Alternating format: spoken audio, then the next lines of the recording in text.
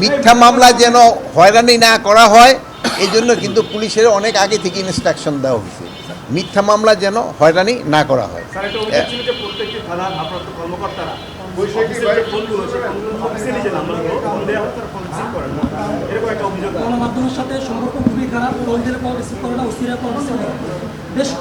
এখন হলো কি এই যে আপনার এখানে কতজন আছেন? 50 জন।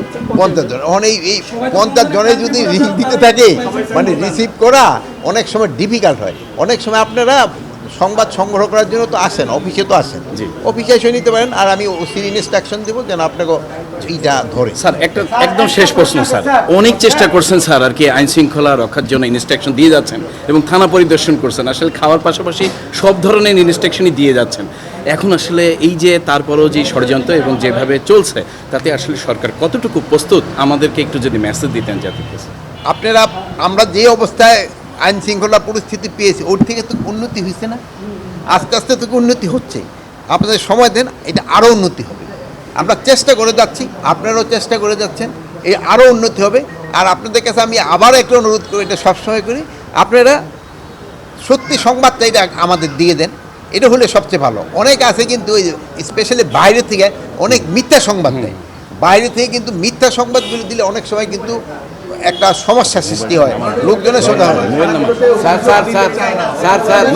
এখানে শোনা না, এই জন্য অভিযোগ নিতে চায় না দেখে আমরা কিন্তু অনলাইনে যেন অভিযোগগুলি নিতে পারে এই ব্যবস্থা আমরা কিন্তু করার চেষ্টা করব।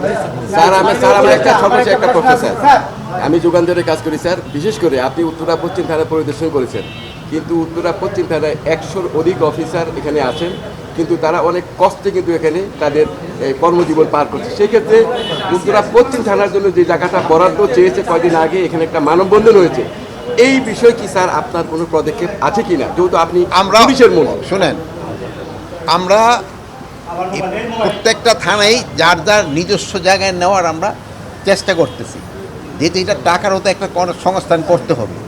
এই জন্য আমরা আপাতত 9টা থানা আমরা 1 সেপ্টেম্বর থেকে নতুন জায়গায় শুরু করে দেব, অন্যান্যগুলি আস্তে আস্তে শুরু করে। একসাথে আমরা তো সব কটা শুরু করতে পারবো না।